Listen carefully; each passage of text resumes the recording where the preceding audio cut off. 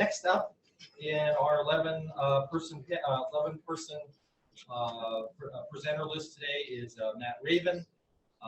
Matt is both professor and coordinator in agri-science education in the Department of Community Sustainability. And Matt, come on up here, and I think you're all queued up.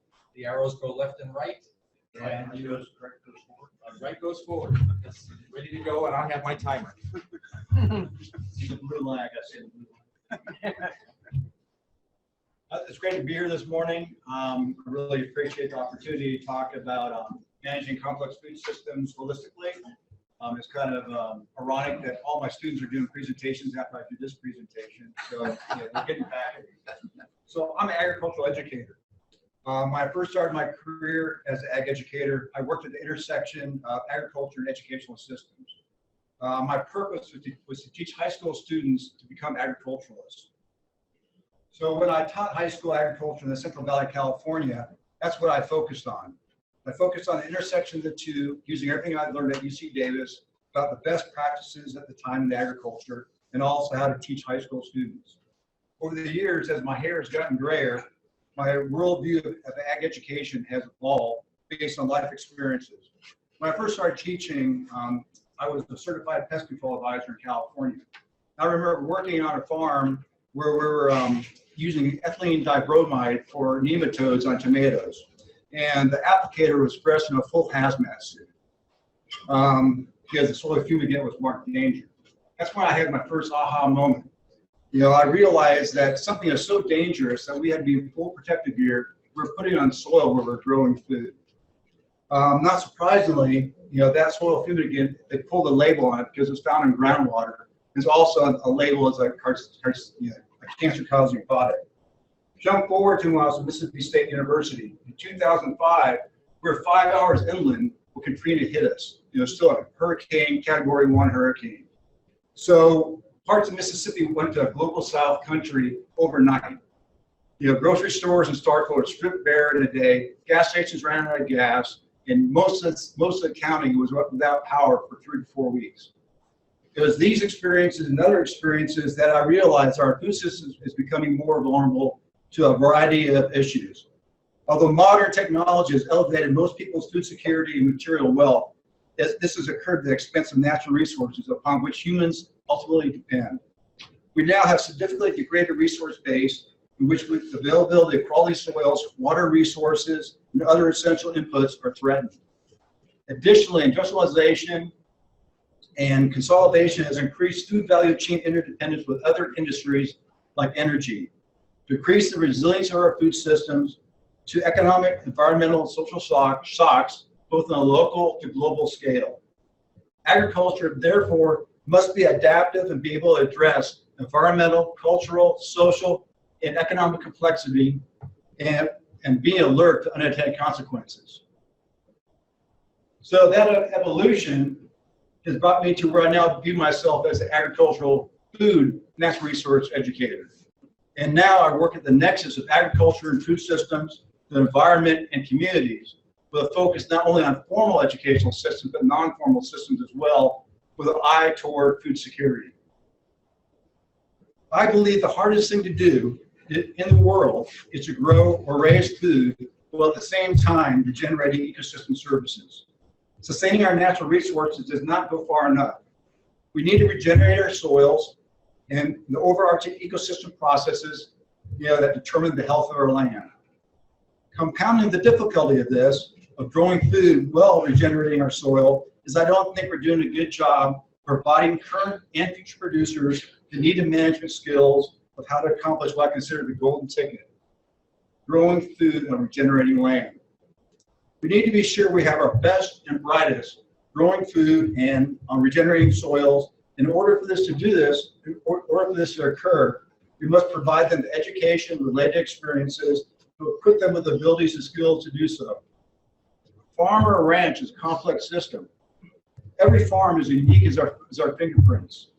However, unlike our fingerprints, farms don't stay the same. They change every day, every minute, every second. Smuts, in his 1929 book, Holism and Evolution, wrote that the world is not made up of a substance, but rather of flexible arrangements of patterns, that he argued were wholes. That individual parts do not exist in nature, only these wholes, and that these wholes shape and form each other. A farm is a living, breathing biological system made up of these wholes, nestled within other wholes with no real boundaries. It is not a machine or a factory with individual parts that can be traded as interchangeable cogs, but rather it must be managed in a holistic perspective. We must continue to move away from a one-size-fits-all reductionist management paradigm. A key tenet of holistic management, developed by Alan Savory, founder and president of the Savory Institute, is that the whole is greater than the sum of the parts, and that to base management decisions on anything but the whole under management invariably leads to unintended consequences. This and other insights led to the foundation of holistic management. Holistic management is a systems approach to managing resources with expertise in restoring grasslands for grazing livestock. Holistic management provides land managers, or any type of manager, a framework to make decisions on the whole under management that simultaneously considers economic, social, and environmental realities, both in the short term and long term.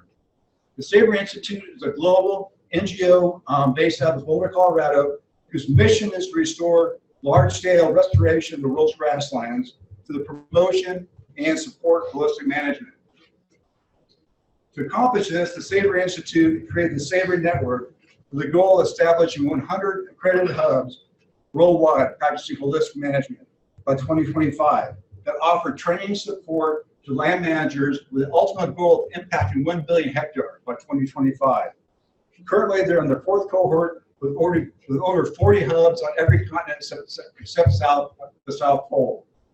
MSU became the first university to become an accredited hub in 2015. It is still the only university that's a hub in the Savory Network.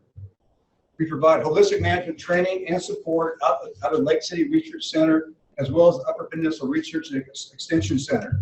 And so far, it's been a really rewarding partnership with SI and MSU.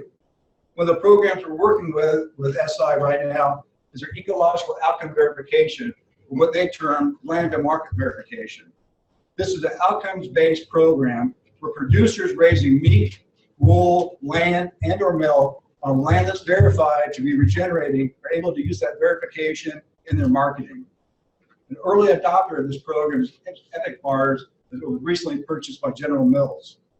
The foundation of the ecological outcome verification program came from Obis 21 in Argentina. Obis 21 is the supplier of wool for Patagonia. Lake City Research Center and the Obis 21 recently hosted an international training session on the land and market verification with participants from 5 continents. The Savory hubs will serve as a verifiers for producers wanting to participate in the land and market program. Additionally, MSU has been working with SI to bring scientific rigor to the data being collected. This data will be uploaded to the Savory Land Platform, a robust online database planning platform available for any producer on a fee basis. This ongoing collaboration is providing the foundation for the collection of data on land regeneration on a global basis. The primary goal of our collaboration with SI is the development of field schools for our graduates, undergraduates, and extension clientele. Jason Roundtree of Animal Science and myself have been working on a model to provide exponential learning and research opportunities to students to produce food in a regenerative way practicing holistic management.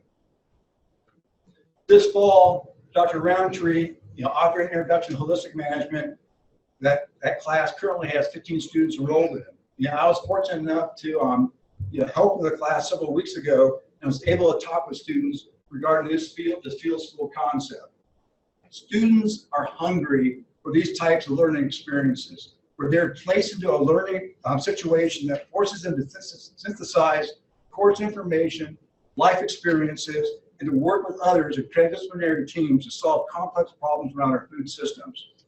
We've taken the first step with this with the development of the North Farm at Chatham, positioned inside the first experiment station in Michigan as a teaching learning farm to be located on an Ag Bio Research Center.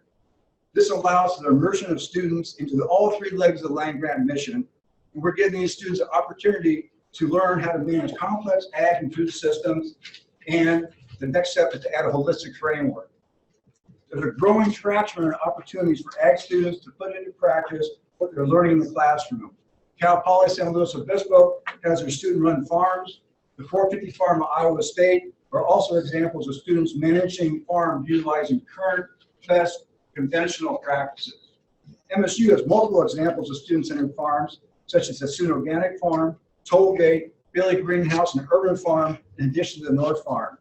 We have an opportunity to structure an integrated educational system for educating and training tomorrow's producers for regenerative agriculture across the overlapping programs, resulting in holistic educators and citizen scientists.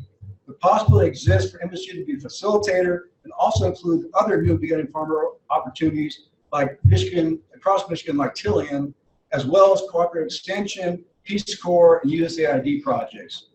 The question before us is how are we going to walk through this door of opportunity and to start connecting these programs into a robust exponential learning and research model for our students who want to grow and raise food in a regenerative way. All right, thank you. I have two questions for you. Question first before answering them. If you can read them. Just tell if you have any. Has the role and or impact of urban agriculture be considered to be part of the food system, a real contributor to food security and resilience? I guess I'd frame that in terms of holistic management. Holistic management, is a framework for any type of management, be it large scale or small scale. And so, it would be just as appropriate for urban agriculture as it would be, a large scale farm. Would be my response to that. And this is there a brief overview presentation on holistic management to spark interest in the Savory Network? There's a book, the third edition list of management just came out. I guess I would point you to global, Savory.global would be the best opportunity to go there for the overview of the network. Would be my response to that. As well, I also have a two-pager if anyone's interested in a two-pager. Okay, we can distribute those here today. Okay, for those folks. And if you're interested in that two-pager, I can send a PDF. Send a PDF. I'll send a PDF. Get that out to the other presenters. The other participants. Great. All right. Thank you again. Thank you.